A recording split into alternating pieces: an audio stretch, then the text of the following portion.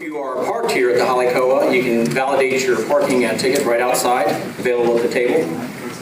In case of an emergency, please exit the room calm and orderly, and please follow the exit signs that are marked in green.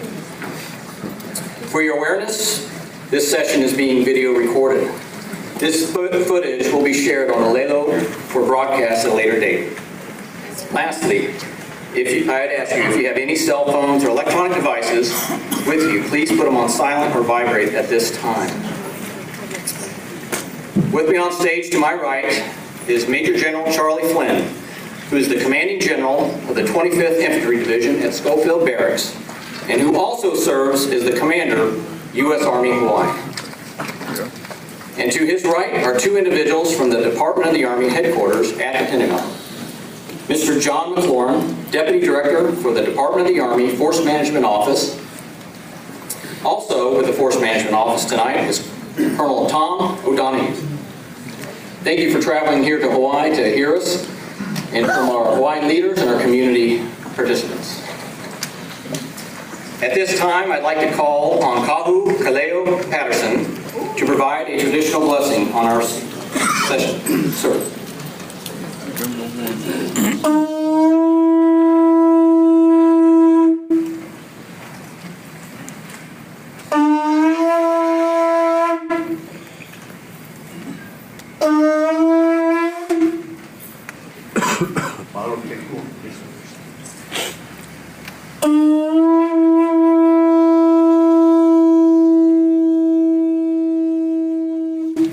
Kill me rise all of who are evil, and we're here as a community to listen and begin the conversation on the structure and station.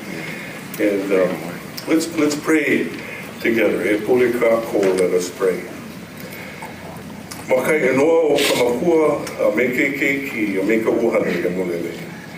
And yes, gracious God, home of our spirits, we thank you so much for this beautiful day. And now as the sun is setting, we gather here this evening as the community of this land, this precious land of Hawaii. And we thank you for all of the members of our community that are here tonight for this very important listening session.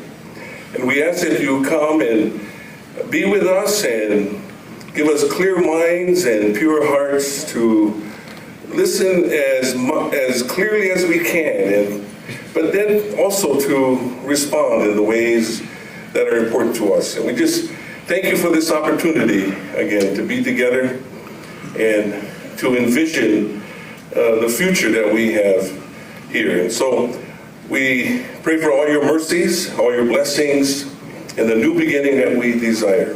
Amen. Amen.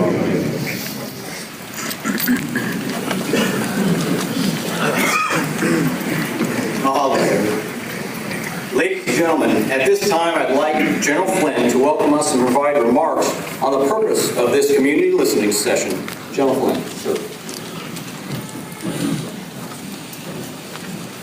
Aloha. Aloha. Well, listen, first of all, I want to thank everybody and ikomo mai to everyone that has arrived here tonight for taking time out of your lives, out of your schedules to share a few hours together or whatever time you can spend here to have a conversation. We have great representation across all the community members that are here with us tonight, and many dignitaries in the audience. Governor Ige, I appreciate you taking time and being here with us tonight.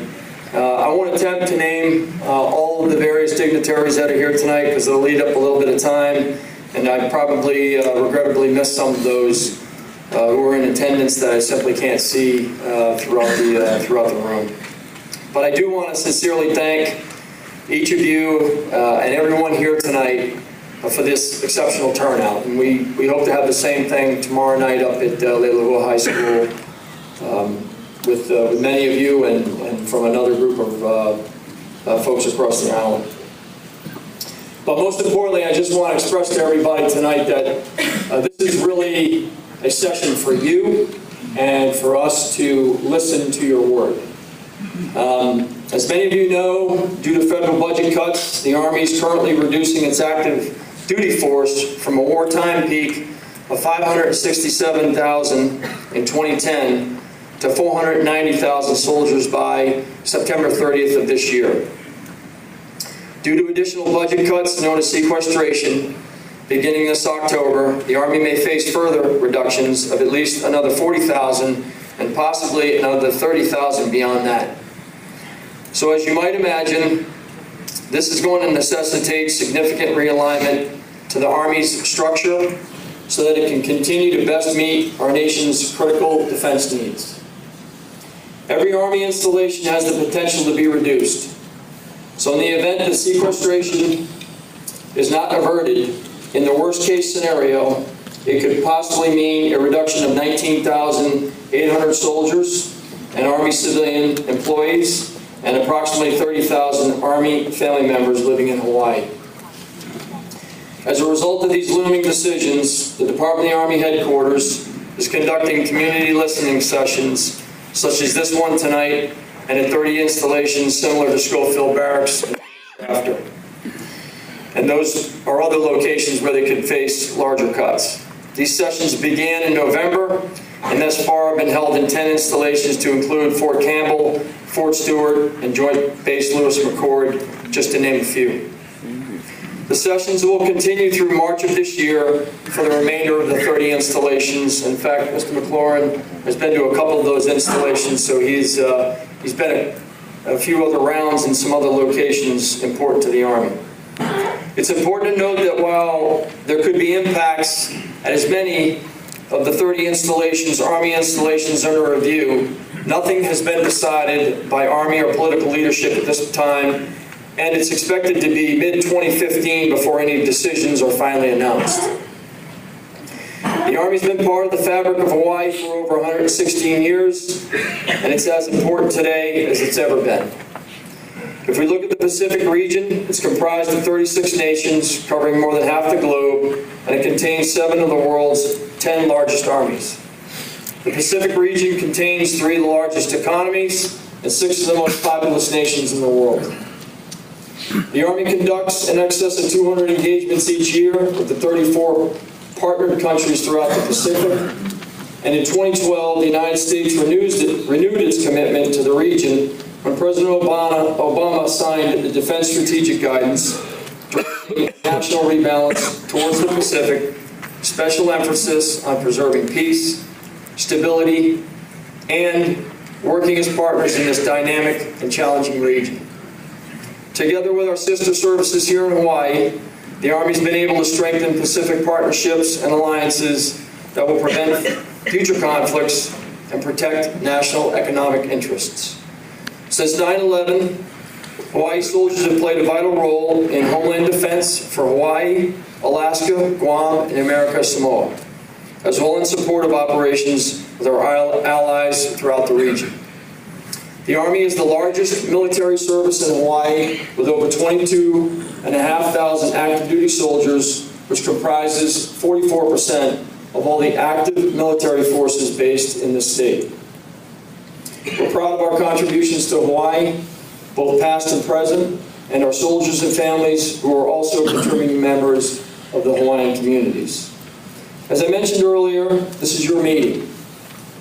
The Army is very interested in understanding the impacts that potential force cuts would have on the local Hawaiian economy, jobs, quality of life, medical care, transportation, roads, and the education system, and many, many others. Mr. McLaurin and Colonel O'Donoghue and my team are here to listen.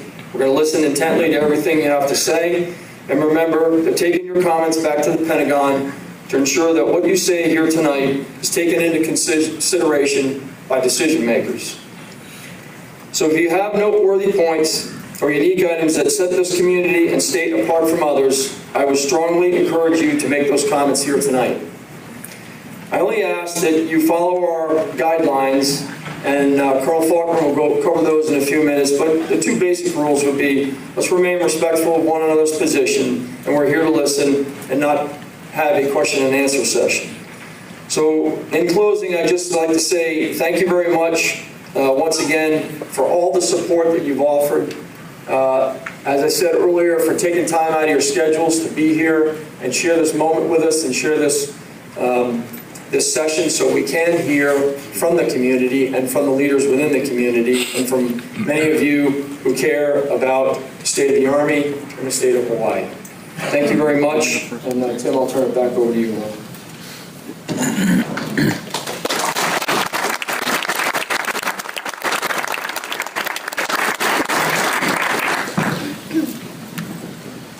Thank you, General Flynn. At this time, I'd like to call Mr. McLaurin to address us. Sir.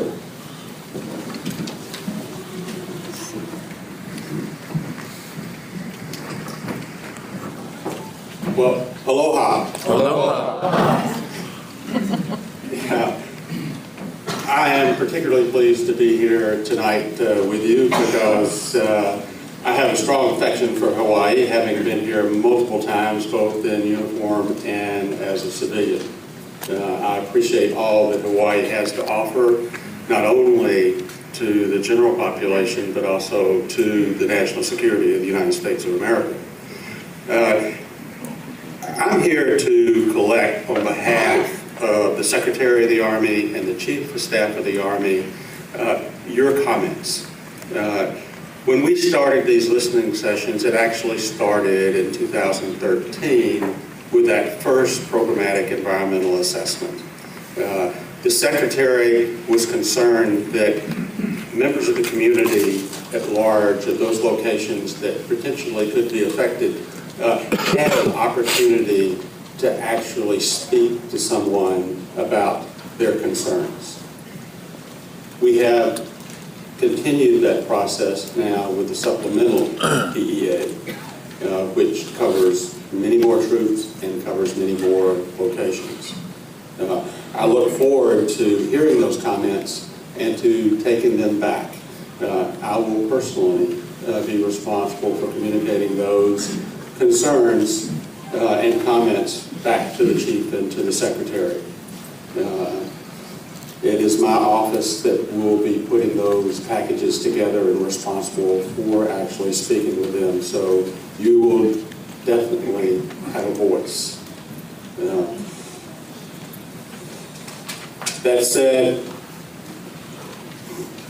I would encourage everybody in attendance that this really is your opportunity and the occasion for you to actually have a voice in what happens with regard to decisions that have to be made in the Army, depending on what budgets come to the Army. We have tonight and we have tomorrow night.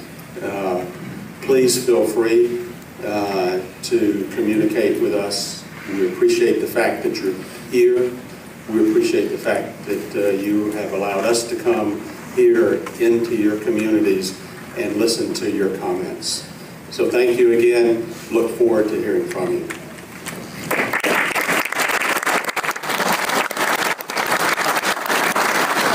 Thank you, sir. At this time, I'd like to call on Colonel Tom Donahue, who will cover the headquarters of the Department of the Army process in his slide presentation.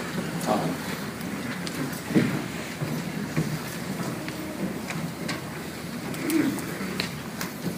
Aloha. Aloha.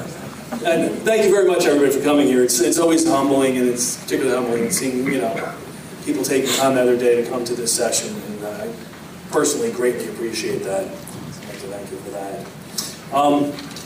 Today's session really has two purposes. The first, which I'm going to try to cover in the next, I think, 6 slides, is just to give you some information on the Army's process, how the Army's going to make its decision. Second purpose is the more important, and that is to actually hear from you. I think that's been well covered already. So I'll get right into trying to explain the process. Next slide, please. I think just a brief roadmap where I'm going to go, so rather than spend time on it, I am just going to get right into it. So next slide, please. Okay, first slide. So what's happened so far? Because as most people know, the programmatic environmental assessment is a supplemental environmental, it's a supplement to the 2013 PA. So here's what's happened. In June of 2013, the Army announced its plans to reduce from a wartime high of roughly 570,000 soldiers down to 490,000 soldiers, approximately 80,000 soldiers. The decisions were made, that is underway now, and that will achieve 490,000 soldiers in October. For the most part, Hawaii was not affected by those decisions. But it is worth highlighting that those reductions, that there was a fair amount of slack in the system that led to those reductions, and that largely mitigated the impact, which again, Hawaii was not impacted by the decisions. In particular, of the 80,000 soldiers, about 50,000 positions were reduced, were not part of the Army end strength in the United States. So they weren't stationed at any particular installation. Approximately 11,000 soldiers came out of Europe, and another 32,000 soldiers were part of a temporary end strength and a wartime allowance that was necessary to plus up units that were going to Iraq and to Afghanistan. The reason why I bring that up is to let you know that this round, that slack doesn't exist. So any reductions from 490,000 to 450 or 420 will come out of force structure that's actually stationed, and I think it'll be felt a lot more. Next slide, please. So after cutting 80,000 soldiers, the question is, why are we back? Why are we gearing up for another round of reductions? We're not even done cutting the 80,000, and here we are again. Well, we're here because the Impact and Budget Control Act didn't end with the reduction of those 80,000 soldiers. There's a second round, kind of a kicker, called sequestration, which is part of the Budget Control Act. And under sequestration, the Army's budget will be reduced by an additional $95 billion. So the question is, okay, what does this mean in terms of end strength? The Quadrennial Offense Review 2014 laid it out very clearly in very clear numbers. It says that the Army will reduce its end strength to 450,000 soldiers by FY17, and under full sequestration, if it continues, the Army will draw down to 420,000 soldiers by fiscal year 2019. Next slide. Next slide really just discusses the fact that we didn't anticipate this magnitude of cuts. So we did our program environmental assessment, made some announcements back in June of 2013. We didn't anticipate cuts to that magnitude, so we were looking at a 490,000 end strength Army. Now we're forced to do a supplement in order to look at cuts at 450 and then as low as 420,000. Next slide, please. Okay, well, no briefing from the Pentagon is going to be complete without at least one of these kinds of slides. So, I had to get in there, so here it is. It's not quite as bad as it looks. So, what I'd like to do is just talk through it really quick, because this is the Army's process. How does the Army decide where it's going to, take troops, where it's going to cut troops? In the upper left-hand side, if you can actually read that there, you'll see that the Army doesn't start off with a blank slate. There's a lot of factors that are given to, a lot of information that's given to the Army. We get input from the budget, Budget Control Act, Quadrennial Defense Review, there's Total Army Analysis, there's all sorts of strategic guidance that tells the Army a lot of what it's going to do. Moving along to the upper center, you can see the environmental and socioeconomic impact that we've done. That is part of the process. We look at those factors as well. Next, in the upper right hand, you'll see information from today's session. Community input, listening session input will be part of the decision process, and that's what we're here tonight to gather. The Army also considers the military value analysis, which I'll talk about on the next slide, which also happens to be the last slide, so you can be very happy about that. And we also look at some other factors, strategic considerations, and it becomes all part of the decision process. All this information goes up through a series of general officer steering committees, the 1-star level, 2-star level, 3-star level, the ultimate decision being made by the Secretary of the Army and the Chief of Staff of the Army. Okay, next slide, please. So in closing, here's a summary of the factors that the Army considers in this process. First, the military value analysis model. It looks at the factors that are important to brigade combat team, and including training assets, training availability, the ability to project force, so power projection capabilities, and soldier well-being. But beyond the MVA, the military value analysis model, there's other things we look at. Strategic considerations are a central part of the decision process. We need to make sure that we have the right forces in the right place based on the threats the nation faces today and will face in the future. Cost and efficiencies, that's always a factor. I mean, money always matters, but it matters quite a bit when you don't have much. So at this time, cost and efficiencies are another factor. And then there's other factors, including readiness, statutory requirements, and feasibility. Next slide, please. So now that you have an idea of the factors that go into the Army's decision process, I'd like to turn the session over to you to learn what information, what messages you would like us to carry back to the Pentagon and to the decision makers. Thank you very much for your time.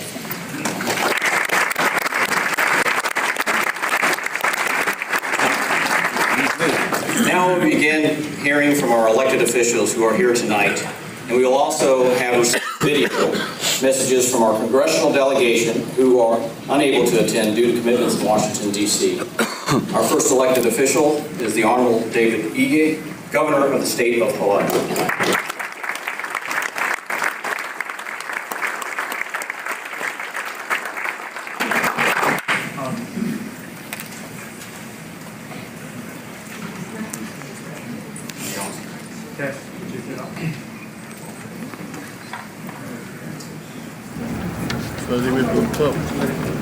There's no wire.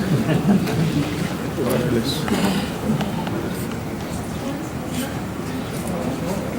Go the other one. You better? Go the other one. Just, the other one works.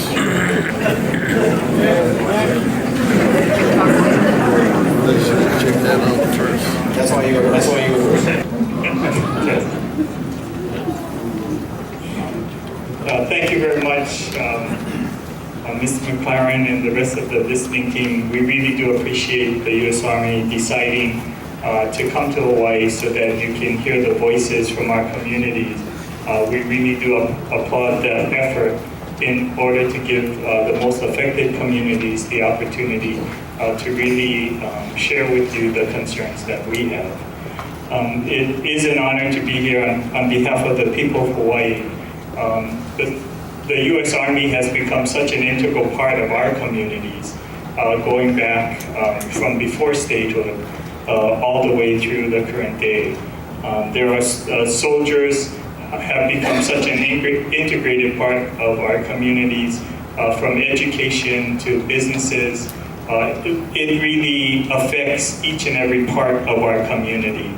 And being the most geographically isolated community on the planet, I think the impact of the force reductions on Hawaii is significantly magnified because there is no other community other than the state of Hawaii.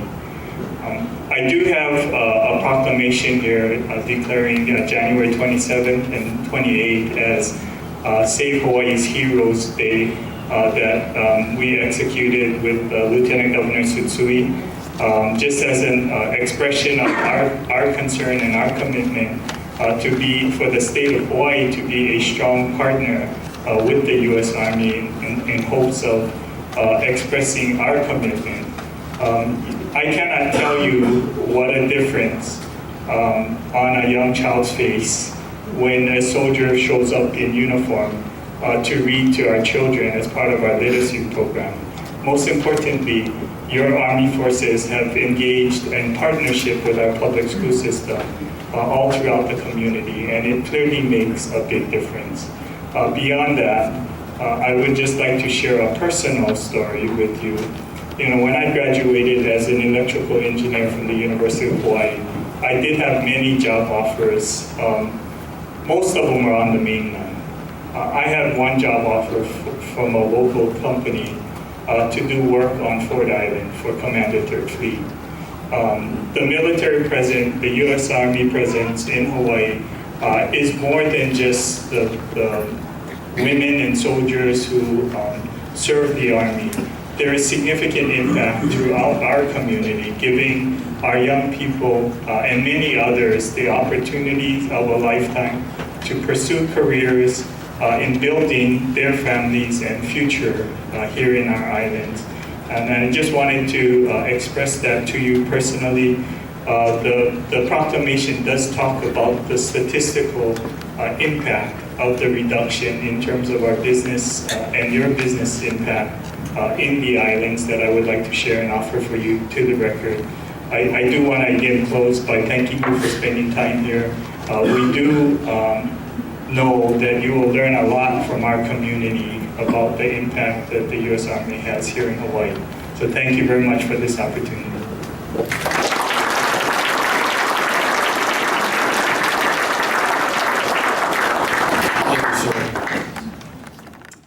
And now we'll go to Aloha. Senator Schultz. Good evening.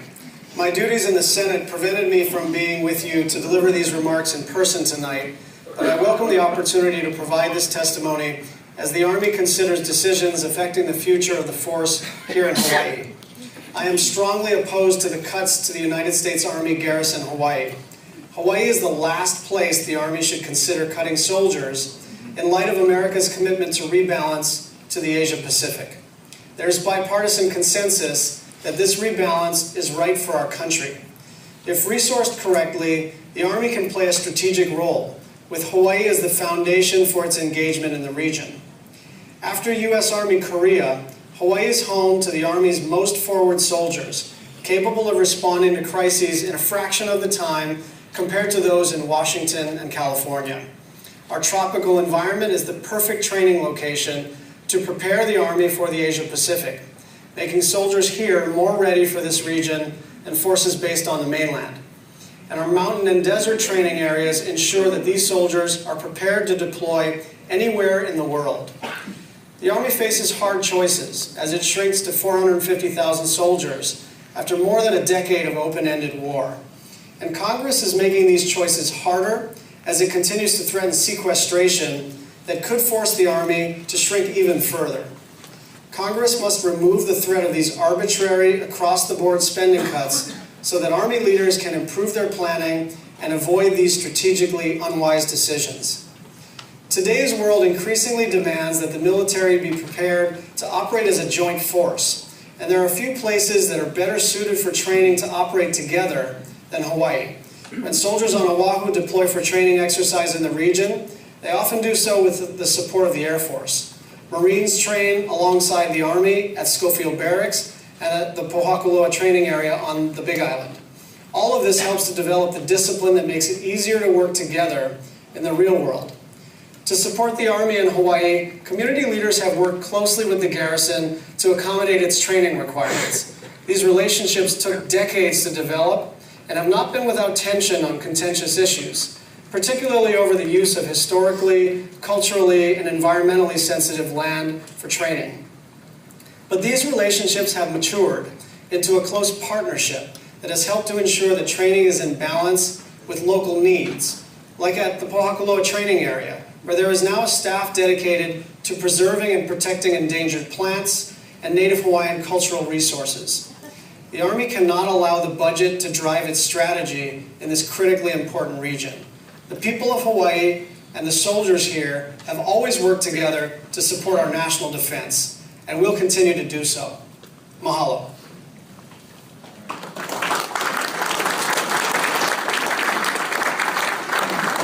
Next video will be from Senator Harana. Aloha. I want to thank you all for being here today and for participating in this important listening session. I appreciate the Army providing Hawaii the opportunity to ensure our voices are heard, and the Military Affairs Council of the Chamber of Commerce of Hawaii for reaching out to the community.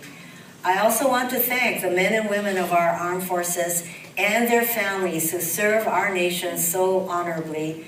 Because of your sacrifices, our nation remains free and safe. Today, I join my fellow members of Hawaii's congressional delegation, state and county elected officials, Governor Ige and Mayor Caldwell, and other leaders in our community who support the military's current force structure in Hawaii. Keeping our military strong in Hawaii is vital, and requires all of our full efforts working together. While I am not able to be with you in person, I have seen your schedule and all the Army representatives participating. Thank you. I know your time in Hawaii is brief, but you are getting a sharp and clear picture of the importance this community places on our relationship with the military. The battle in Washington, D.C. over how to address sequestration is real. As a member of the Senate Armed Services Committee, I have heard directly from our nation's military leaders about how sequestration has negatively impacted our military's readiness. Our national economy is improving, and we have cut the deficit significantly. As far as I'm concerned, we should eliminate the sequester. We've already seen in real life how devastating and serious these cuts were, and the cuts that will come in 2016 will be much worse. The 2016 sequester was and is a huge concern to both the outgoing chair of the Senate Armed Services Committee, Senator Carl Levin, and the new chair, Senator John McCain. Serious to all of our committee members and our military leaders. We know that sequestration cuts compromise our military's readiness and therefore threaten a prime mission of our military.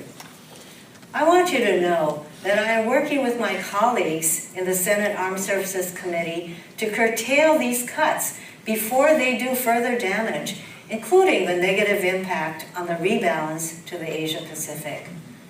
Pacific Command, PACOM, covers more than 50% of the world's population, including some of the largest militaries and economies of the world. It is critically important we stay focused on this region. As the nation rebalances to the Asia-Pacific theater, I continue to raise with Pentagon officials and my Senate colleagues the strategic importance of Hawaii to our force structure in the Pacific. The Army, along with the Navy, Marine Corps, and Air Force, have long known and valued the importance of a forward presence in this theater. Having soldiers, sailors, airmen, and Marines trained and ready here in Hawaii is vital for our nation to be prepared to face potential national security threats. The President knows this. The top brass at the Pentagon know this. And this is the Army's listening session, so of course, General Brooks knows this. I know that Admiral Harris, Admiral Locklear, General Robinson, General Tulin, and all of our other military leaders here, and all of you know this. In addition to the strategic necessity of maintaining ready forces in Hawaii, we all know that the military has a significant social and economic impact in our local communities. For example, there are over 22,000 active duty Army in Hawaii, plus their families. Annual Army active duty and civilian payrolls total nearly $1.5 billion in Hawaii. Yes, 1.5 billion with a B. Military activity in Hawaii is one of the two most important economic drivers in our state. Over the years, I've met with many military families in Hawaii. These families have homes, spend money in our stores, and eat in our restaurants. They are part of our local community, in schools, organizations, churches, and more. As a member of the Senate Armed Services Committee, I've made clear to our military leaders and my colleagues Hawaii's important role in the rebalance to the Asia-Pacific. I will continue to press our military leaders on this point. I will certainly discuss these concerns when I meet with Ash Carter this week, President Obama's nominee for Secretary of Defense. Thank you for this opportunity to share my input on the critical need to ensure the military maintains its current force structure in Hawaii. Thank you again to all of you for participating in this important listening process. I will work with you to ensure our voices are heard. And most importantly, once again, I thank our military men and women and their families who sacrifice and serve our nation. Aloha.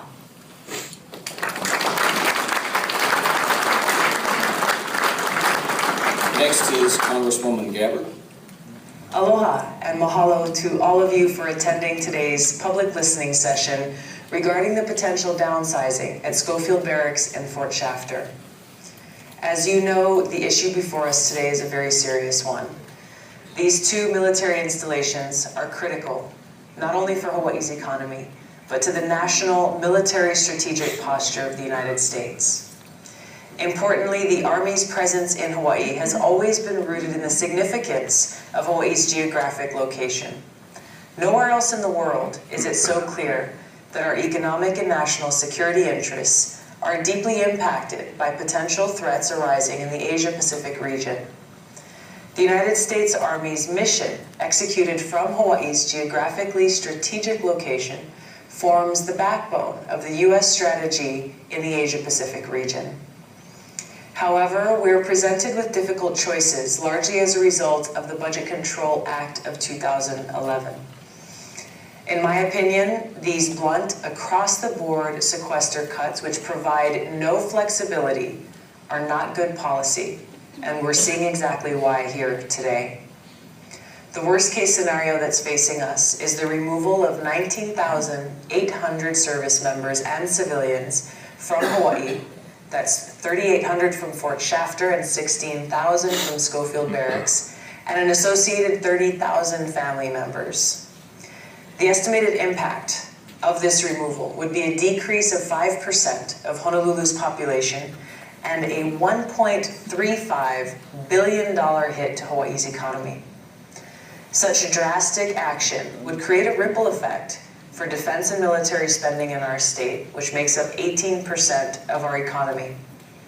While there is an obvious need for economic diversification, and we must continue to strive for that, that goal must be pursued in tandem with keeping our strongest industries productive.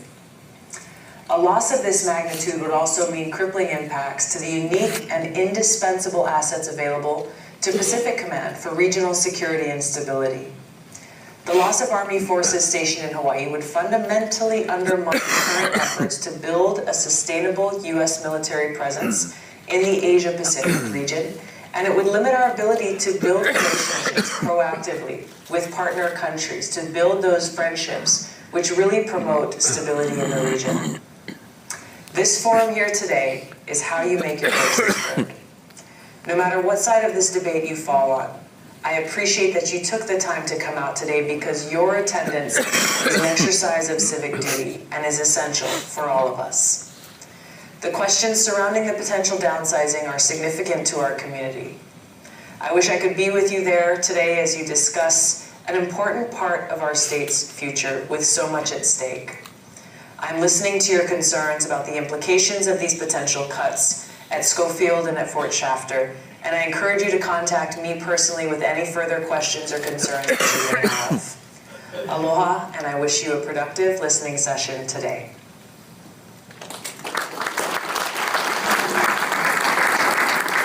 Congressman Mark Takai.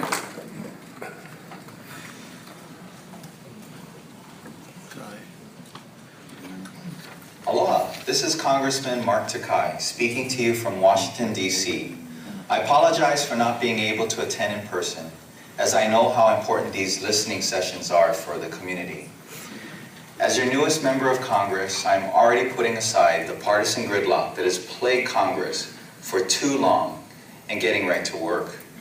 My first week in Congress climaxed with a key appointment to the House Armed Services Committee. Among my priorities during my time in Washington is the preservation of military force structure in Hawaii. Defense spending in Hawaii makes up around 18% of the state's economy and affects every other economic sector. So while I agree that we need to search for ways to diversify our economy, a gradual transition is necessary, which makes it crucially important to preserve what we have now. Across-the-board spending cuts will return in 2016 and beyond, forcing the military to make tough decisions about where and when it will sustain the reductions. The Army must cut its overall force structure by almost 80,000 to achieve the savings required by the Budget Control Act of 2011. While a last-minute budget deal staved off some of the most harmful cuts in 2014 and 15, We cannot anticipate these last-minute solutions to continue if we only kick the can down the road. Last year, the Army outlined the Army Force Structure 2020 Realignment Initiative. Though no final decision has been made, a worst-case scenario was laid out that would be catastrophic for Hawaii. This option would result in a reduction of almost 20,000 soldiers and civilians from Fort Shafter and Schofield Barracks, along with another 30,000 of their family members. The communities on the west side of Oahu, around Schofield Barracks, would lose approximately 30% of their population, causing an annual economic loss to the state of about $1.35 billion. Cuts like this would be harmful for Hawaii's economy, put many communities around these bases at risk, and be out of line with our recently adjusted national defense strategy. Let me say this to the Army leadership and to everyone listening in the audience. We need the Army to stay put, not only for the economic benefits of our communities, but for the overall security of the nation. I understand how the Army evaluates locations to place force structure on costs, ability to train, and overall support for the community. Through my seat on the House Armed Services Committee, I'm committed to working with you to make sure that Hawaii is on top of all of these objectives. I'll continue to work with everyone in the delegation to ensure that we save money where we can. We plan to focus on responsible, efficient initiatives that will cut wasteful spending. These efficiencies can then serve as an alternative to these tough choices without harming our national security and putting our state's communities at risk. The Army must continue to use the strategic location of Hawaii to serve its needs. The Obama administration has announced the rebalance to the Asia Pacific, and Hawaii is the perfect place to ensure that our troops are ready to meet the challenges of this arena. Hawaii is the only place in the United States where Army troops can train in canopy jungle, which is evidenced by the recent resurrection of the Jungle Operations Training Course around Oahu. This will lead to a more responsive and prepared force in the Pacific Theater. Puakaloa Training Area on the Big Island provides the ability to enlarge maneuver brigades in live fire exercises, and we're currently looking at ways to reduce the cost of training there and everywhere else in Hawaii. While we have had challenges in the past, I am optimistic about the future. When military leadership and community leaders put our heads together, we have made a lot of progress. I have heard from many of my constituents in Hawaii, and the verdict is clear. We want the Army to stay. Know that I will continue to pledge my unwavering support for meeting the challenges of the 21st century with the Army in Hawaii. Hawaii is your home. Stay put. Mahalo for the opportunity to speak to you today. Aloha.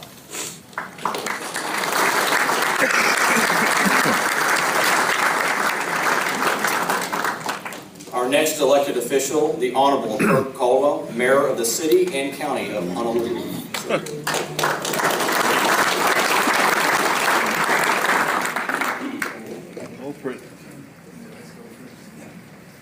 Good evening and aloha. Aloha. It's so good to have our folks from the Army here today, and it's great to have our folks from our community today here.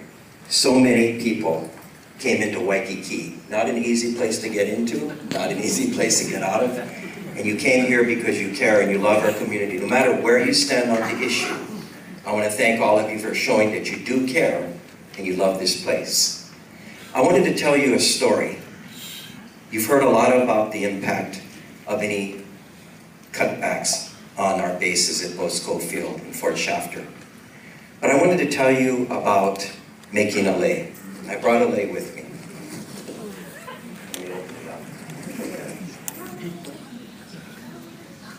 This is a simple plumeria lei. It's my favorite. It's the one that I got when I was a kid back in the 50s. only cost a couple bucks in Chinatown. It's not the tantaran lei that you give when you want to impress your girlfriend. But it smells great, and it looks great, and it represents Hawaii. And when folks make lei, you got to go out and pick the flowers yourself. With your fingers, you're picking these flowers. As you're picking the flowers, you're thinking about who you're going to give this lei to. And as you string the flowers onto the string, you're thinking about the lei that the person you're going to give the lei to. And Hawaiians will say they're putting their mana, their feeling, their emotion into this lei. As you know, lei and Hawaii go together. And those who arrive on our shores get lei. When they leave, they get lei. When we get married and at special occasions, we deliver lei. And Kahu here can talk much better about this than I ever could. But I've learned by listening to Kahu and others talk. In Hawaii, we have a very unique thing. Every Memorial Day, around this state, people pick flowers and string lei on every island. They do it on this island and they pick flowers and they deliver it to every fire station. And lei are sown in those stations. They bring flowers to Honolulu Hale, our city hall. Hale means house. They string lei there. And they do it on every other island, and the lei are delivered here to Oahu. And they're put on the graves of those who gave their last full measure of devotion, as Abraham Lincoln talked about in the Gettysburg Address, who are buried in Punch Bowl. Every single grave gets a lei, 40,000 of them. How does that happen? It's a completely voluntary effort by the people of this community because we love our military. And we recognize the sacrifice that you make, both those who gave their last full measure of devotion and those who sit on the stage today, who put their lives on the line when they serve on the front line, away from your loved ones. And it is a huge sacrifice. We recognize that, and we try to return the aloha through this volunteer effort. And this morning I mentioned, we are unique in Hawaii. Punch Bowl is the only national cemetery in the United States. We have Arlington, which is the national cemetery. There's only one other one, and that's in Europe, at Omaha Beach, in Normandy. And for anyone who's gone to any one of these three cemeteries, it is chicken skin in terms of its beauty, its peace, its silence, and what it speaks and the stories that it tells. And that story is alive and well here in our community in Honolulu. I think just in the time since I first ran for office for the State House when the Iraq War started in Afghanistan. And as our troops are sent, Marines from Kaneohe and troops from Schofield, things got quiet in these communities, really quiet. The businesses in our communities fell quiet. They didn't do very well. Some had to shut their doors and file bankruptcy. But neighbors fell quiet too, because their friends left. And they left behind spouses and children who were sad and worried and scared. And we reached out to give them love, formed organizations, but we felt the impact of that in very dramatic ways. And it's just a small example, I think, of what we'd feel if you were to cut 16,000 people out of Schofield and almost 4,000 out of Shafter. The same kind of silence would fall, and the impact would be deafening to this community. We love what you do. We recognize the importance, and we believe that, particularly in Hawaii, we serve an incredible, important function. And we want to make sure that it stays healthy and strong by you maintaining the troop strength that you have today. Now, some may argue, and I'm interested because I'm very interested in trying to find more affordable housing, that if we had a reduction, that spaces on base would become available for housing. And yet, we look at Kalailoa and Barbers Point and the shutting down of that base over a decade ago. And any of us who drive out there today will see crumbling infrastructure, barracks that are falling down, banyan trees growing out of the sides of walls, kiawe trees growing out of parking lots. and wasting assets. It's a tragedy. And both the city and the state have been offered parts of that base under the condition that should we take it, we have to improve the infrastructure, sewer and water. For the city's portion, it's almost $1 billion. We're just working hard to find more money for our rail project. And so we have not touched that. We have not touched that. As much as it's a beautiful asset, but it costs a lot of money to do this. And my point that I'm making is that while people may think automatically you get a true politician, this dude, part of a base back, it's not that simple. And I think the economic impact of losing these troops, $1.3 billion out of a $14.7 billion budget, almost as large as tourism, is something that I don't think this island can afford, nor do we want in any way. So we've worked really hard. Carol Kai and I teamed up to be co-chairs of Keep Our Hawaii Heroes, because you are our heroes, and we want to keep you.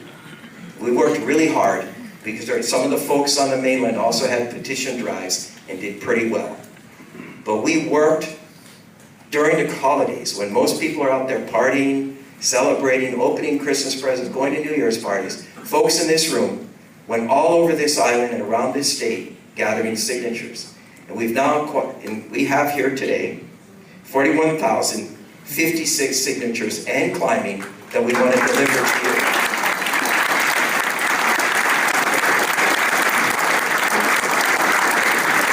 Where are those boxes? Can we bring them over here? No? I want to put them over here. Well, I want to put delay. This is for all of you. Is it addressed to Parasite? No, let's bring them over here. Huh? You cannot? Oh, they say you cannot. All right. Well, we got the boxes over here to deliver you. You're 2 minutes and up, we hope that you'll be able to take them back to Washington. You have a plane or two you can put them on, right? But I did want to thank you all to show you that we have walked the walk, not just talked it. I think the people of this community have spoken loud and clear that we want you to stay here. We want you to stay in the true strength that you have here. We want to show you the love that we've demonstrated to you through many, many decades and show you our appreciation by working together as one community for a stronger Hawaii and a stronger America. Thank you so much. We love all of you. Thank you so much, everyone.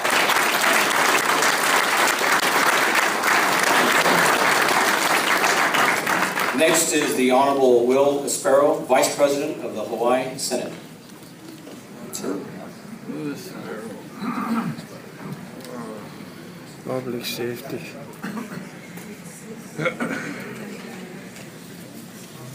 Good evening and aloha. Deputy Secretary McLaren, Major General Flynn, Colonel Donahue, and Colonel Faulkner. First, I'd like to state that I'm from a proud military family. My father served 21 years in the United States Navy. My brother served 4 years in the U.S. Army. Currently, I have a son who is a captain in the United States Marine Corps, deployed with the Black Seas Rotational Forces now. And I am the chairman of the Public Safety, Intergovernmental, and Military Affairs in the Hawaii Senate. The 28th legislature convened last Wednesday on the 21st. And one of the first resolutions that both the Senate and the House passed is the resolution that I distributed before you. You have Senate Concurrent Resolution number 3. And at this time, I'd like to read this so that you and others can hear the importance of the Army. Whereas, as part of its 2024 structural realignment, the United States Army is currently considering a proposal to eliminate 16,606 active duty soldiers from Schofield Barracks and 3,786 active duty soldiers from Fort Shafter on the island of Oahu. And whereas, our nation's rebalance to the Pacific has real consequence to Hawaii because our state's economic security is directly linked to our national security. And whereas, to date, more than $9 billion has been spent to reposition assets and capabilities into the Asia-Pacific region.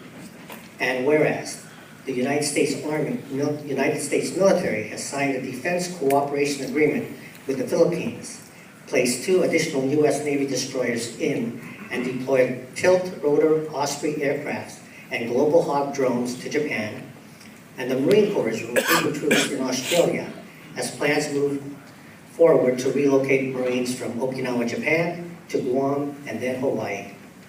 And whereas North Korea is a notoriously unpredictable and dangerous nation, and China's aggressive military growth, its lack of transparency, and its pattern of increasingly assertive behavior in the region make the need for a visible American presence all the more important, with Hawaii as a critical forward deployment location.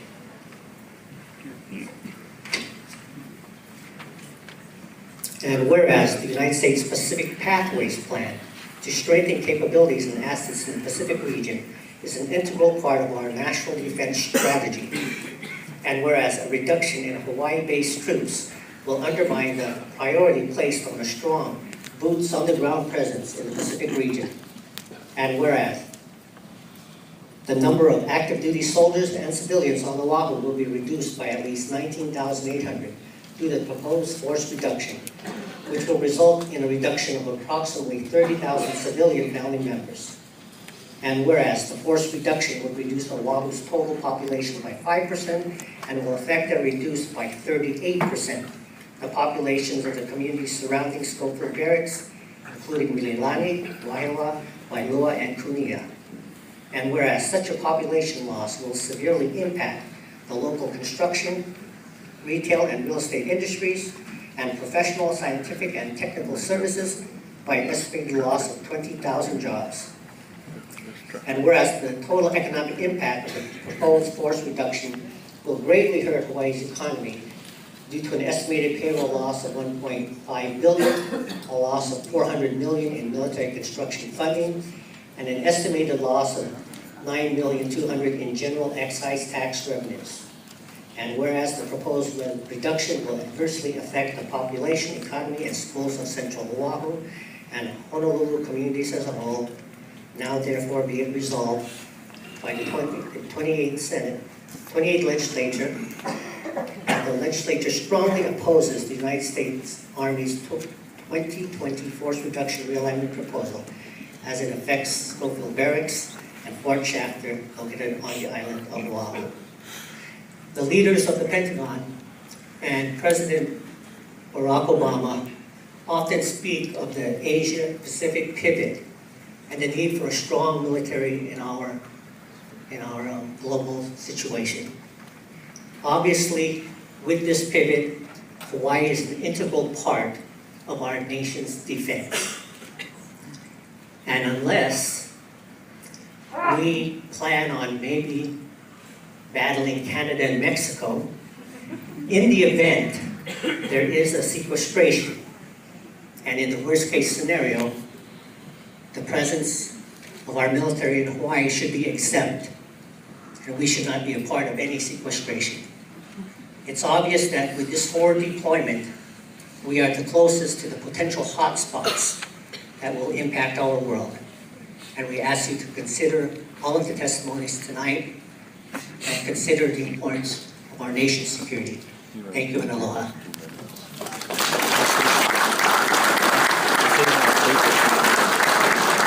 Next, the Honorable Gilbert Kajihiro.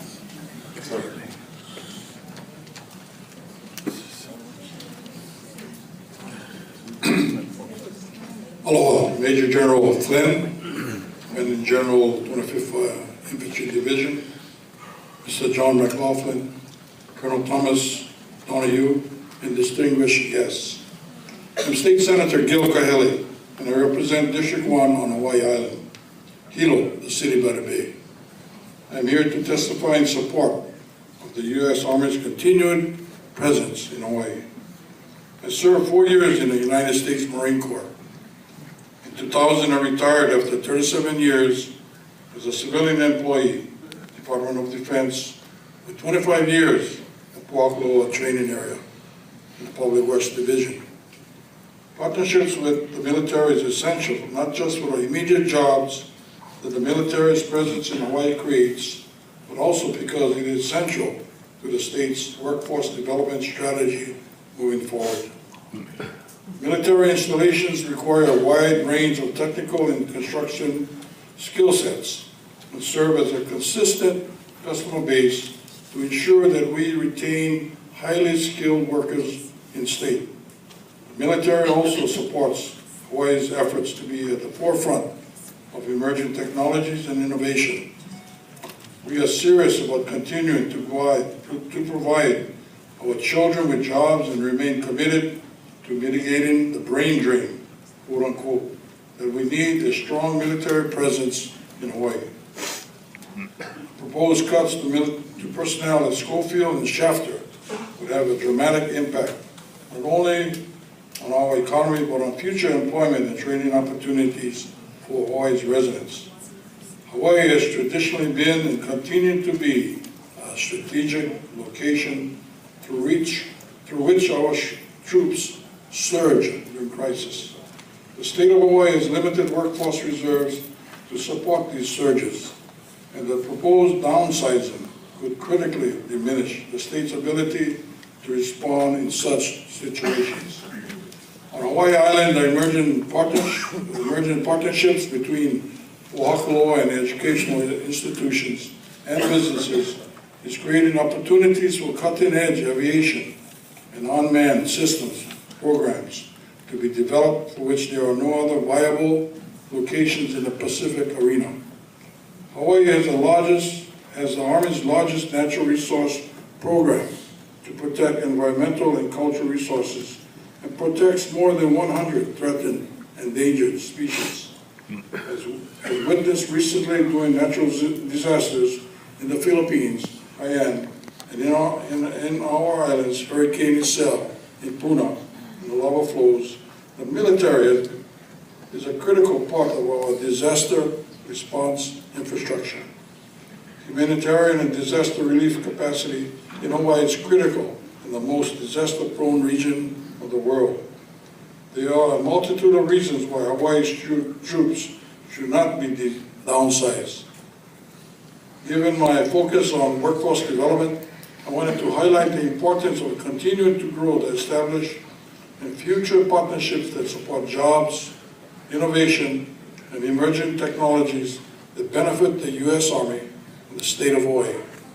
Thank you for allowing me to testify and express my opposition to the proposed downsizing of personnel at U.S. Army Garrison, Hawaii. In closing, Semper Fi.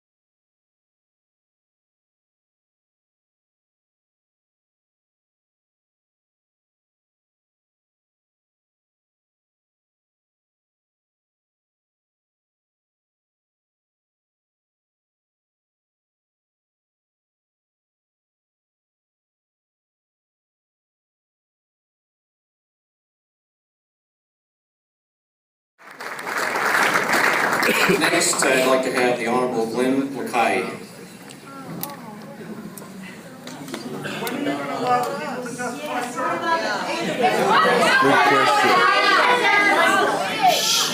Same point of view. Enough of the democracy.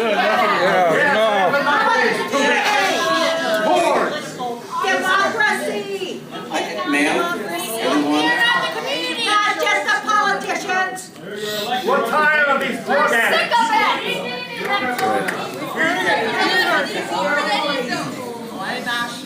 Okay, please, if we can get through the elected officials, we will. Right there. That's the culprit. There's the culprit. Save all the drugs. That's what the military-industrial complex is. All smoke. Eisenhower. Aloha, thank you for that warm welcome. We're really here to collectively collaborate with... A chance to talk too. Come on. You got 20 reps. I will keep my remarks to a minimum in respect for everyone's time here. You got 3 minutes. But I will like to say and focus particularly on Fort Shafter. My district is from Kalihi to Aloha Stadium, so I deal with the military on a regular basis, both at Hickam, Pearl Harbor, and at Fort Shafter. Fort Shafter is the oldest military base in Hawaii and sits on 590 acres in urban Honolulu. But beyond what has already been stated about the strategic and economic benefits, I'd like to talk about the gentle, kind hand that the military provides for all of us here in this room. Contaminates the water. They read to our children, they paint our schools, they are a very important and positive influence on our community. And I think we should really be respectful of them being here and not focus on the negatives that some may have views on. I really like the motto that's on that apron about the U.S. Army Hawaii, moving forward together. And here in Hawaii, we move forward together as family and ohana. I have a high school senior who's interning in my office, and we talked today about the importance and the ability for her to really thrive in Hawaii. She loves the ethnic diversity and the diversity of bases and opinions that we have here in the opinion that you might not find in some of your other locations. And I will kind of end my thoughts here by talking about the fact that the military presence here is so important to bridge that divide between the U.S. mainland and Hawaii. The patriotism that it courses through most of us here in this room, and when we see military personnel in uniform, it makes most of us have our chests swell with pride. And that, I think, is the value of the military's patriotism here and connecting us to the rest of the nation. And despite those who are speaking in the back of the room, I really appreciate it, and I think I speak for many in my community, appreciate the contributions that the military has made for all of us here in the state.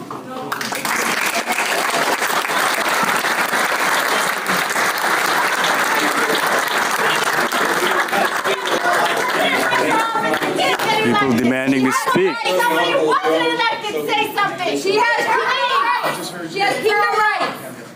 Leave her alone. I will listen. Leave her alone. She has kingdom rights. Hawaiian kingdom rights. She has Hawaiian kingdom rights. Under occupation. Under the laws of colonization. Under the United Nations laws of colonization, she has Hawaiian kingdom rights to not be assaulted by your officers. That's right. Leave her alone. We can do that. Right. She has the right to speak. Maybe let me know when instead of kicking us out. She doesn't need a microphone. I apologize for the hila of all my friends over there. I apologize for that. And I'm proud of the 25th Division, and I salute the members here. Enough has been said about these already, so I will not talk anymore. Except the state House of Representatives overwhelmingly voted for you.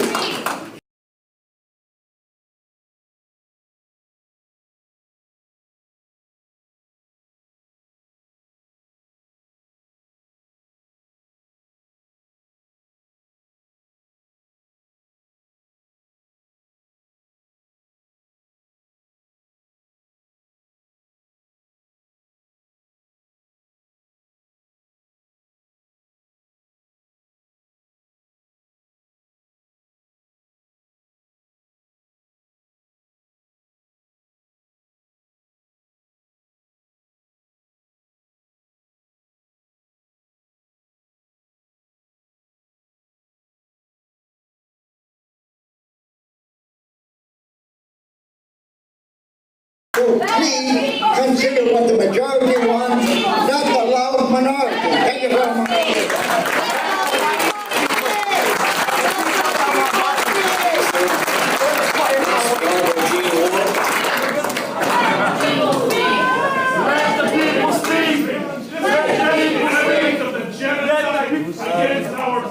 I'm speaking for 28,000 people who live in Hawaiʻi Kai. Thank you. Thank you very much for all of you. You will get your turn. You will get your turn. You will get your turn. Okay, gentlemen. Mr. McLaren, General Carlos, thank you guys. Governor and Speaker Suki, Mayor, I'm going to be very clear. I want to speak with three hats. I remember the House of Representatives. And did you know that we have the highest per capita number of veterans in the United States in this state? Line up to speak. A lot of veterans here who have served the country, the highest in the state. So when we pull back, we not hurt only the people, but we hurt the veterans who are the core of the people of the state of Hawaii. As a member and the co-chair of the Small Business Caucus, the mom and pops that are going to get hurt by this is very clear. Now I'm going to take my hat off from the House of Representatives and put my U.S. Army hat on. I was a member of the Vietnam, I'm supposedly the only veteran, Vietnam veteran in the State House. I was a translator interpreter in Saigon. And I learned that the tail doesn't wag the dog strategically. As Senator Schott says, budget should not be the prevailing discussion of how you do a strategy. Right now, if we cut back our army, we're going to be the size of Burma and the size of Pakistan's army. Even Iran's army is bigger than us. So the whole point of cutting back to save money versus the strategy, you're never going to recreate Hawaii. You're never going to have the strategic position. Last statement, as a Peace Corps volunteer. I served the humanitarian efforts in Malaysia as a volunteer, and I served as a Peace Corps country director in East Timor. I don't say that to say it about myself, but to say what you guys do in the Army for the humanitarian and disaster relief in the Pacific and Asia, the lives that you saved in Aceh, in Japan, in South America. That humanitarian effort is just invaluable. And if you pull back and you hold back that life-saving and goodwill, as you know, the diplomatic corps spoke very much in favor of this earlier this afternoon. The goodwill that we generate with the Army here is invaluable. So gentlemen, my point is, do the right thing, keep the military here, let our heroes stay home. Thank you.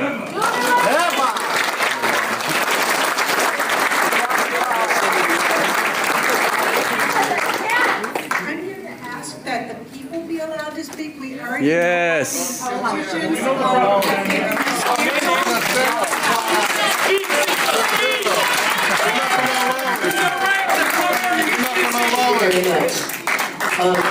Good evening, everyone, and aloha. I come from the Big Island. Pakuloa training area is in my district, so I just want to take a quick moment to say that what has not been talked about is your slide. That really, it starts in 2011, and there was a lot of decisions made. But I think the message for me is the relationship we've had with the Army is not started in 2011. You have, and I do think that many people are here because they want you to know that those before you, there may be things that happened in the 30s and the 40s and the 50s and the 60s. It's in a continuum. So whatever we do in the future, I think we want to be good partners. We want to make sure that whatever happens, you mitigate it. I saw on the slide that you were talking about doing environmental assessment. You were talking about the economic, social impact, and that you wanted to know what was happening with the environment. I think a lot of people, what I heard was a lot of people saying they have concerns about Red Hill, about some of the ammunitions that were left, things that were before your time. So what we really want you to know is that I believe in Pakuloa, that you have been there for so many years, you've become the fabric of the community. If we agree with some of the stuff that you do or not, you are part of who we are. And what we want is that respectful, moving forward together in a respectful manner, listening manner, and that's what you're showing tonight. So I thank you so much for coming out and giving us a chance to listen, and I agree, let's hear from the people, and please let them know what you think. Thank you. Aloha. The Honorable Linda Ichiyama, please. If we could request an interruption from the politicians' parade, if we could have some people speak for another 10 speakers, could we have that as a compromise? I would be willing to have somebody alternate with me. That's fine with me. And I can go afterwards, maybe? Can we give three? Just please keep your comments as short as possible. We'll get through 3 more, and then I'll kind of go over the rules here. Go ahead, Mia. Okay. I'll keep my remarks short. I just wanted to say I'm here tonight as a member of the state legislature. My community is right next to Fort Shafter, but also as a member of the community and as a person who is a direct beneficiary of the presence of the United States military in Hawaii. I'm the oldest of 4 children. My mom was a single mom, and I remember that because my dad wasn't around, it was really hard for us. And there were some times when my mom would come home and she would say, I don't know, we can't buy any more food for this week. We have to just eat what's in our cabinet for tonight. And my mom worked as a vice principal at Solomon Elementary School over at Schofield Barracks. If it wasn't for the presence of the military, I don't know that she would have had that kind of a job and would have been able to support the 4 of us and send 3 of us to college. So I'm an example of the effect the military presence has here, a very positive effect. And I'd just like to share that with you. Thank you. Thank you. I have the Honorable Aaron Lee Johansson. Some of us aren't paid to be here.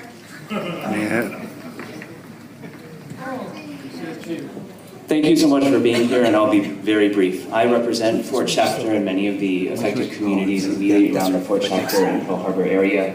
My family moved into the area in 1959 because my grandfather was a civilian shipfitter at Pearl Harbor. In fact, there during the 2nd round of strafing, hiding under a wheelbarrow. So like many families in the area, we moved there specifically because of the draw of the military. I think much has been said about the positive aspects of the military, but I think the one aspect that I also wanted to point out that makes Hawaii uniquely suited to continue to host the military, not just the geographical terrain, but I think as the traditional gateway to Asia, and with so many visitors from Asian countries, there's a unique ability for United States military members to be able to interact with a culture that they may be interacting with as they engaged the broader Asia-Pacific theater. And that's something that can't always be taught in school. It's something that sometimes has to be learned through interaction with others. And I think that is a very unique benefit that Hawaii offers to our U.S. military as it continues to engage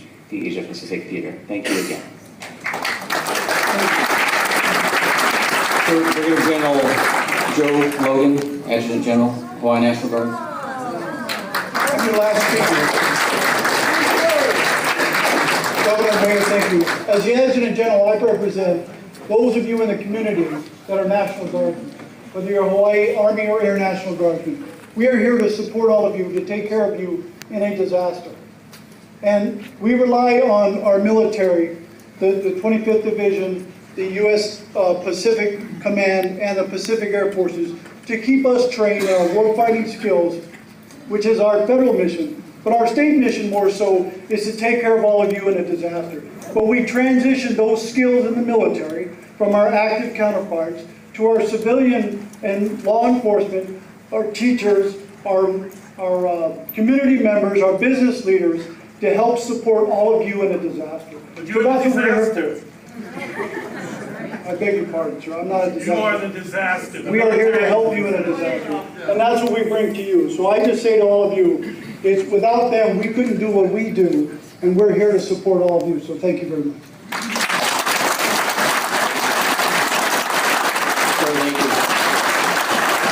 Okay, now we're here for the community input, and I appreciate your patience in coming out here. Before you open the floor, I would just ask a couple of guidelines.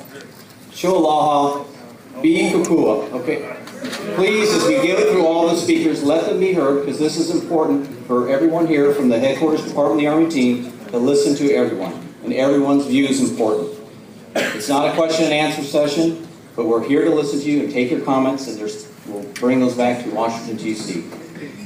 Please try to keep it to the point, watch the time as much as possible, because we do have a quite large crowd tonight, and I know everyone wants to get through this.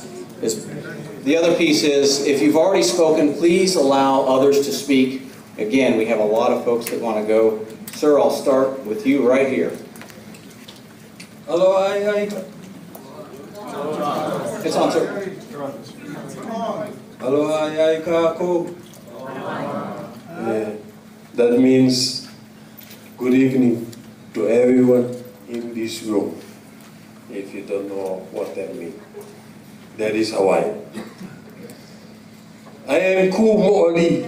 I am Mo'iali. I am Kamehameha. So I don't know how I didn't get on the #1 list of yours with the rest of the politicians. My English name is Sir Lancelot Ha'ili Lincoln. That is my genealogy. I come from Kalani'opu, Kamehameha one. I am the lonely one, always by myself. I come here to speak, like the rest of these people, for myself and my family. You know, the military, they take our country from us. It's time the military give our country back to us. I have no problem with military being in our Hawaiian Islands, but you need to pay us to be here. You owe us back rent for being here for the last 116 years that you've been here. You have destroyed a lot of my sacred places here in the islands for my people. One is right up there in Schofield. Hale, no longer there anymore. This ground here is very sacred. We are part of this land, sky, ocean. That is our people's way of life. We are all here as ohana, as family. You know, with the technology that you have today, you don't need boots on the ground. We can see that if you watch CNN. They just send a drone, blow people up.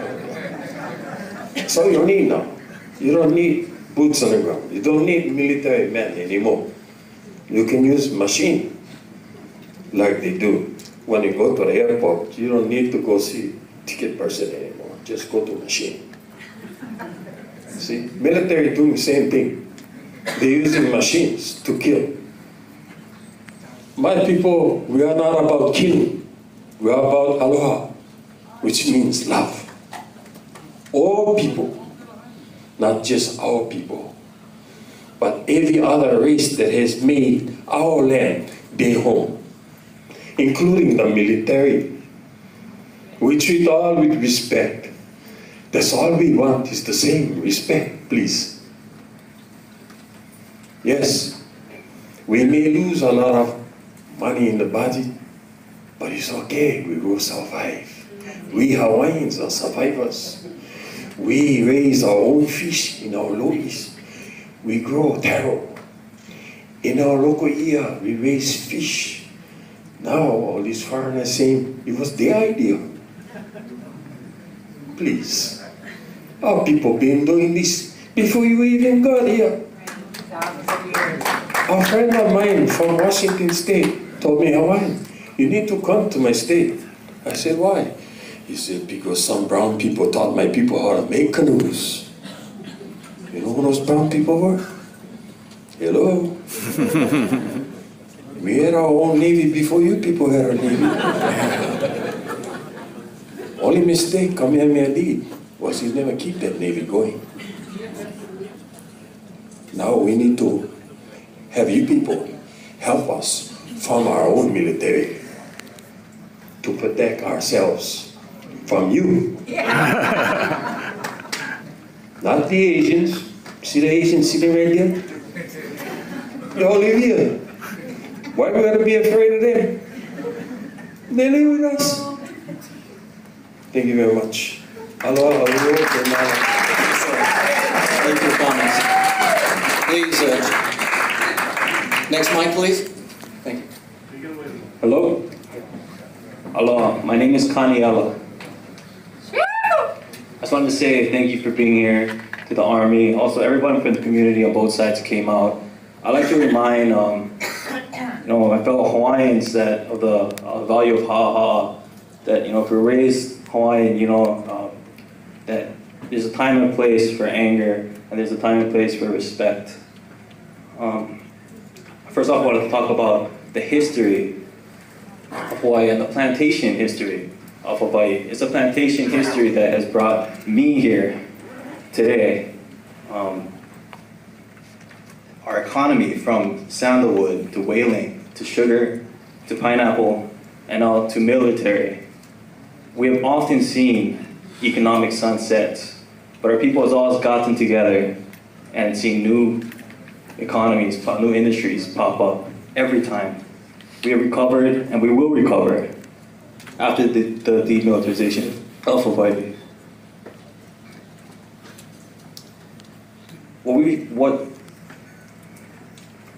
Oh, I forgot the fact to mention that I'm an elected official. I'm the only elected official from the county, state, and federal government who supports the Army's reduction of services.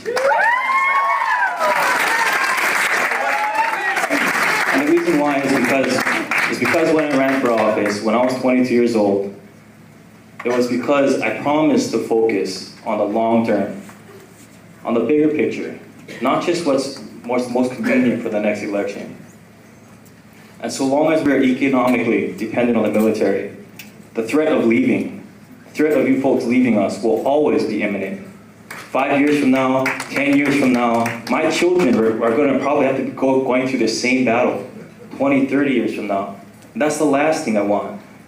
Our congressman talked about kicking the can down the road. To keep you guys here, we'll be kicking the can down the road. We have seen this time and time again. In Lahaina, in the closing of Pioneer Mill on Maui, that's the island I'm from, we didn't focus on what's next. We focused on strongly opposing them leaving. We wanted to hold on to a waning industry. And what happened was a big battle, a big fight, with no plan, no exit strategy. And now there's just a big dust bowl over there, and a lot of displaced workers. We need to focus on attrition, job attrition, land acquisition, cleanup, and housing, affordable housing development. Hawaii's congressional delegation and other agencies could create a substantial economic transition package to assist dislocated workers with training and employment, similar to what we do after hurricanes or other natural disasters. We should have short-term relief and long-term investment. And of course, there's the moral argument. We are a place of aloha, a place of okahi. But our economic livelihoods in Hawaii, we depend on ongoing war and strife overseas. Is that how we want to live? The economic impact of losing these troops will be felt, to be sure. But the economic possibilities give me hope for my children, to be able to have the freedom to choose their own destinies, to chart their own economic futures without the need for the federal government for the first time in the history of Hawaii. Thank you. Thank you, sir.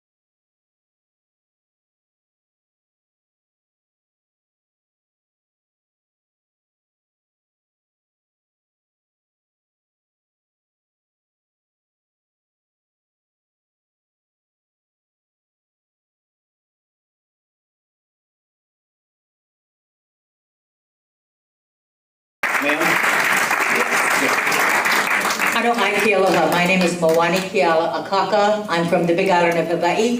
First of all, I'd like to say that my family, my immediate family, has over 160 years in the military and in the civilian military, the military civil service.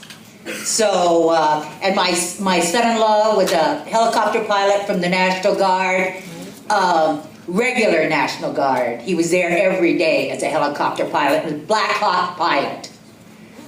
So I've been asked to read and get on the record a letter to the editor that I had in the Honolulu Advertiser on Saturday. First of all, I would say that I am all, in spite of my military background and my family, I am all for the downsizing. It's about time.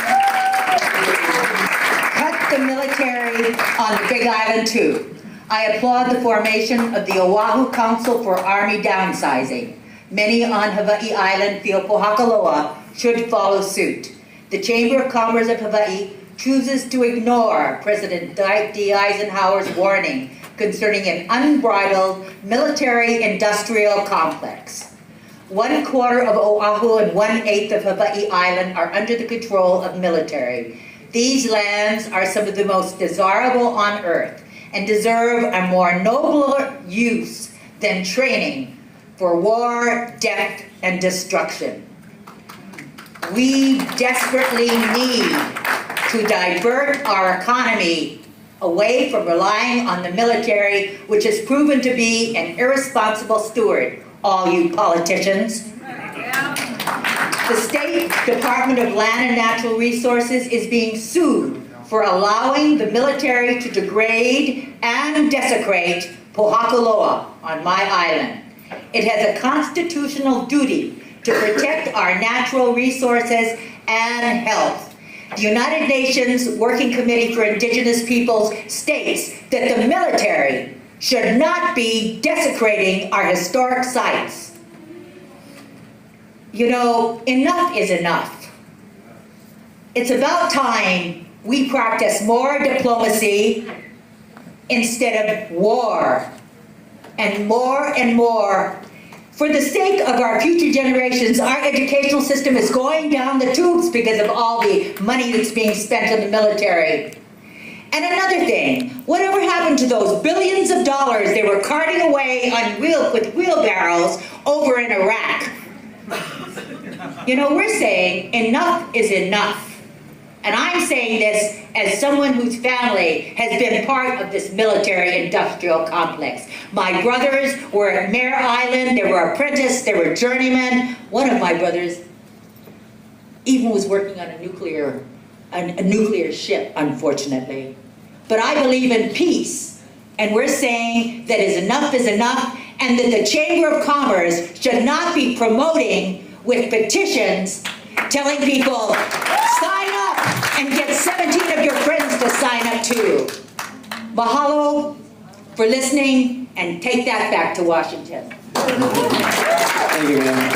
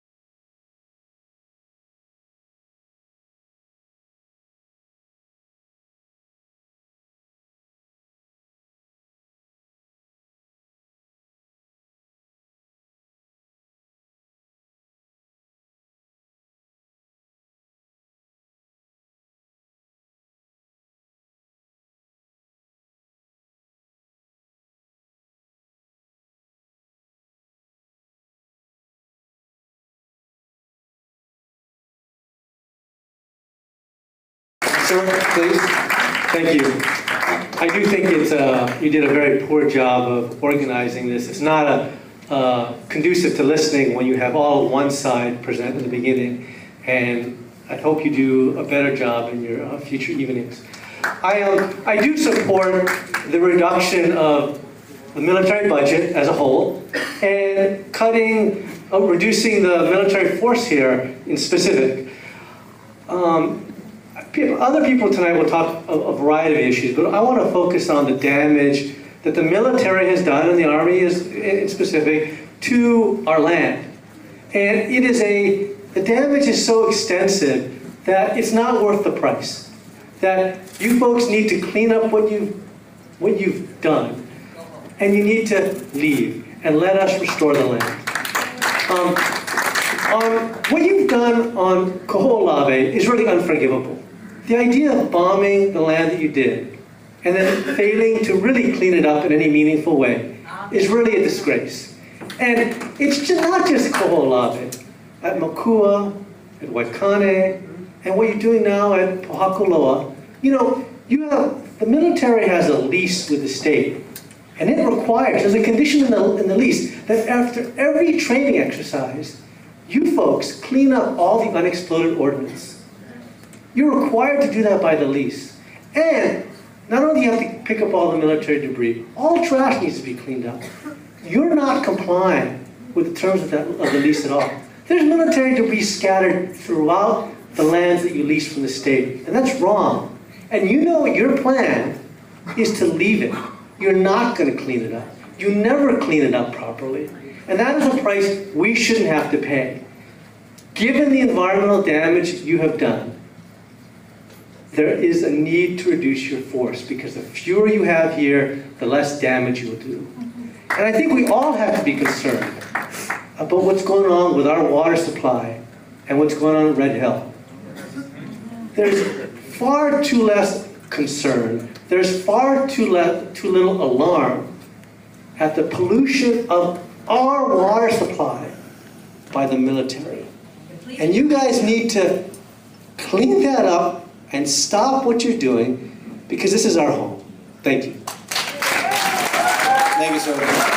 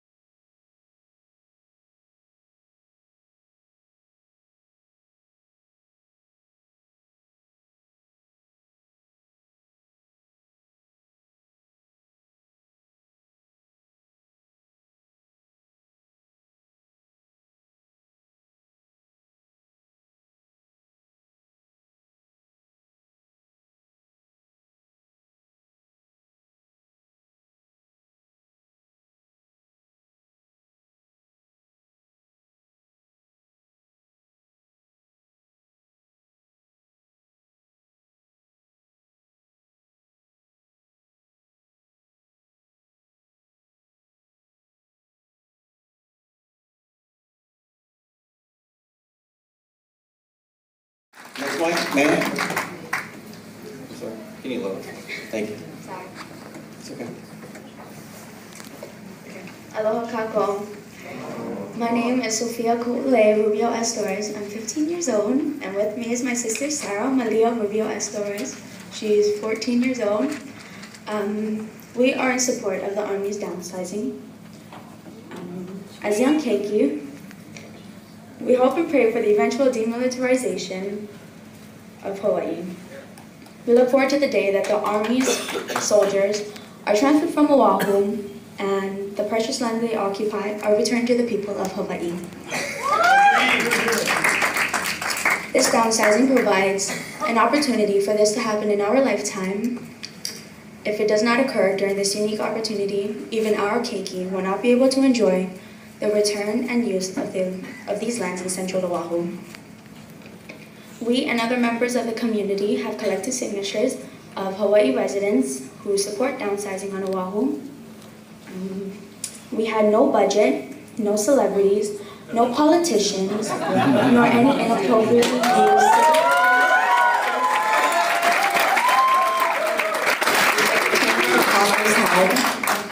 Ours was a grassroots effort by regular people whose voice should be heard loud and clear. My sister Sarah already provided you this over 1,000 signatures. Mahalo nui loa for your time. Tuajesu. Thank you. Aloha, my name is Sherry Pollock, and I strongly support the Army's proposal to downsize on Oahu. As made very clear, it's not a matter of if, it's a matter of where it's best to downsize, and for several very good reasons, it's a win-win to choose Oahu. Many will probably talk tonight about training and Army readiness, all very valid points. One point many may not be aware of, though, is the negative impact that deployment to Hawaii has on military families themselves. Through my work, I've spoken with countless military families over the years, and most are very unhappy being stationed here. At first, they're very excited to be in Hawaii, but then the reality sets in as they realize that they're living in the most expensive, isolated location in the nation, and in particular, the great distance that they now are living from their family and their loved ones. Many military wives report being very lonely and depressed, especially when a spouse is deployed. Alone, they have to deal with the disappointment and challenges separation from their family brings as loved ones miss out on important life events such as the birth of a grandchild, as well as many other important milestones in their family. So these stressors, including trying to manage in Hawaii's high cost of living, continue to build up. Studies have looked at this very issue and have found that depression in military spouses is very common and that it's a very serious negative impacts on both their mental health as well as the mental health and well-being of their children. Do we really want to perpetuate this unnecessary harm to these families, and particularly to innocent children, when there's an easy solution to this problem that has a multitude of other benefits as well? And speaking about children, what about the thousands of children from local families, families who cannot make ends meet and end up homeless as a result of the artificially high rent rates on Oahu that result from the inflationary effects of military housing allowances? Without that housing allowance in our rental markets, as well as the increased availability of housing once the military has been downsized, we will have the ability to make a significant step towards ending the tragedy of homelessness in our community. So in summation, I ask you to think about the children when you make your decision. Please look out for them and do what's best. They are counting on you to do the right thing. Please downsize on Oahu and relocate to a more affordable and more practical location. Now that's the prepared notes. I did want to make a comment to Mayor Caldwell's remarks that there wasn't really budget, that the whole idea of using military housing to help for low-income housing and for homelessness, that really wasn't viable. Well, I'd like to say that millions of dollars have already been spent enforcing laws that have been terrorizing the homeless. And if we stop wasting money on that and actually put it towards something like this, like housing, then we could find a solution. So that I just feel that's really important to point out. Thank you very much for your time.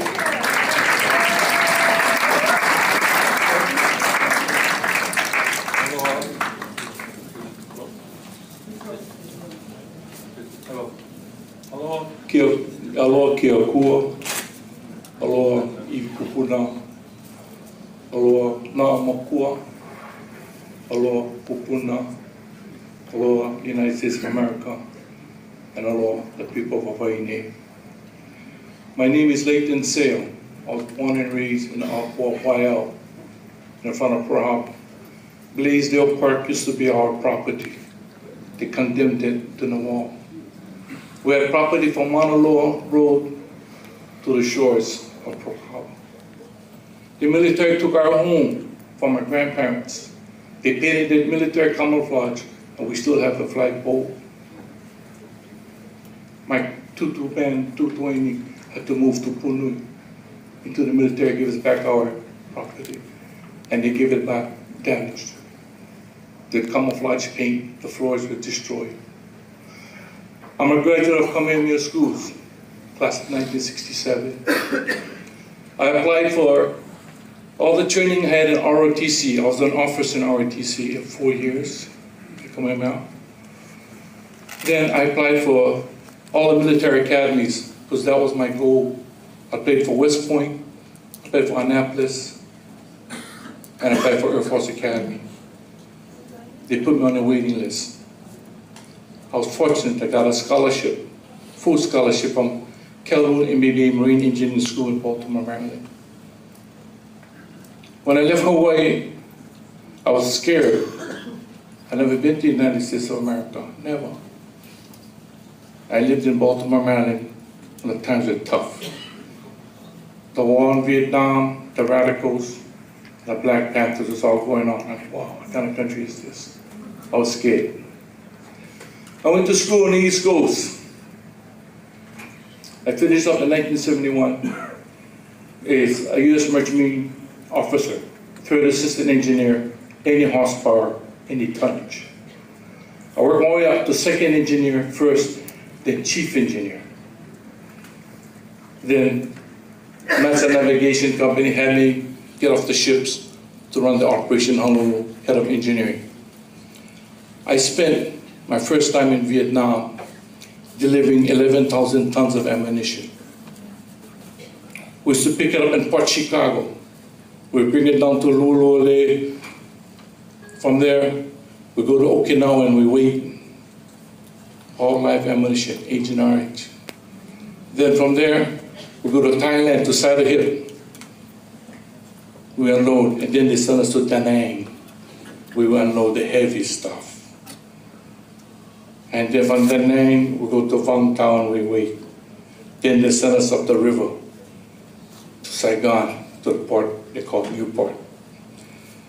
For me, my duty was the United States of America. That's why I did it. I trusted. My na'au was strong for you. I studied your ROTC. I obeyed your rules. I did everything I could because I was proud. You made me proud that I was an American. I didn't know nothing about being an Hawaiian, and I went to a Hawaiian school. It was hard, the transition. As I grew up and began to learn, then finally, my job was at Johnson Island to remove nuclear waste on the barges. That was my job. I had the Pacific region. They gave me Micronesia, Guam, everything. Anything dirty was mine to bring back after they burnt it at Johnson Island. Johnson Island, they tell me, don't touch the fish, certain fish. They call it beep beep. And I used to be, oh, and then a beautiful fish. So the marine life down there is still not stay with, and that's part of the Hawaiian chain. Part of the Hawaiian chain. I was so saddened. I was so saddened to see all of this, but yet I still believed in you. I believe you're going to take care of us. Our queen believed in you. She trusted in you. We got no treaty. There's no treaty between us.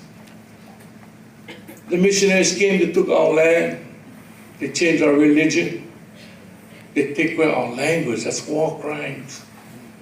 Remember the Hawaiian language? Had heard. I don't know how to speak Hawaiian, but my daughter teaches Hawaiian.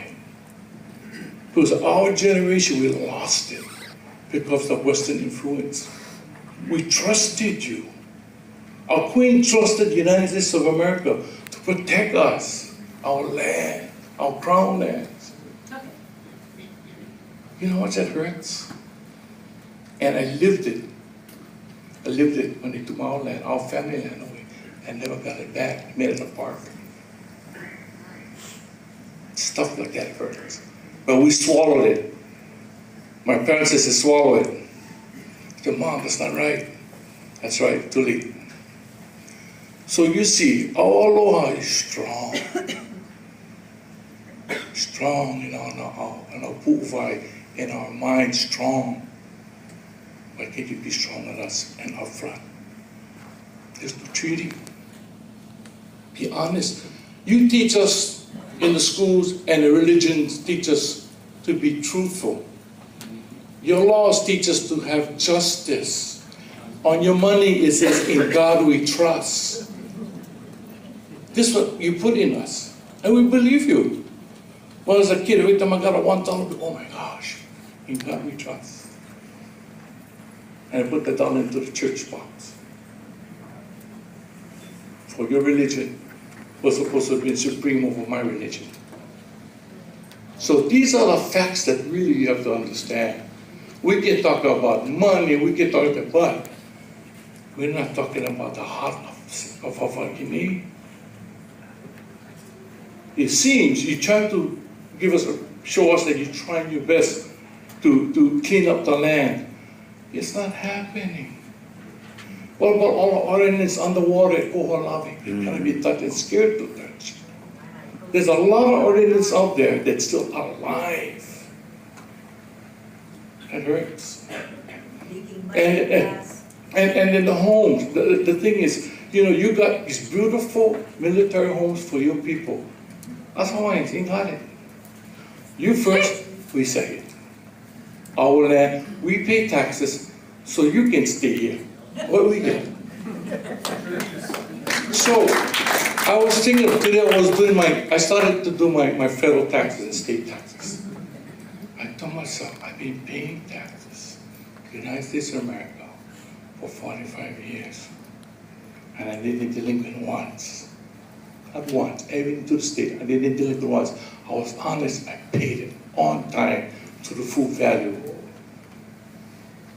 Then I thought about it again and said, wait a minute. They are legally occupying us. So, why can't we find an escrow company? We put our tax money through the escrow company. And if you want to pay your taxes to the United States and say, well, that's fine.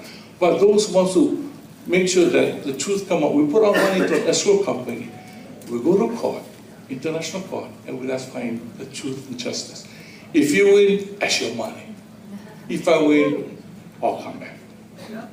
But it's fair, as the balance. When you look at the court system, they get that one statue with the balance. That's balance. Right now, it's at ease. It's not balanced. If it was balanced and the United States of America was good to us, we wouldn't be filling this room up. We'd not be eating on the same table. Hey, how you brought up? We'd be enjoying each other's families. That's the problem. The problem is, you overdid it. You heard us. You heard us here, you heard us here, and you heard us here, and we cry. Until that is solved, then we can talk. So, the best thing we can do is have truth and justice in the International Court of Law. That's the balance. Let the United Nations and let Hague make the difference, because we're all members.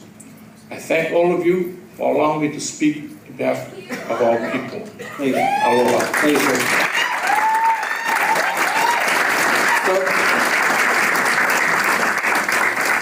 Aloha kakao. My name is Mike DeWert. I live here.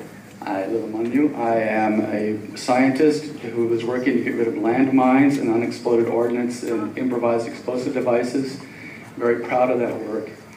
It will make our men and women in uniform safer, but it will also make the entire world safer once we're successful.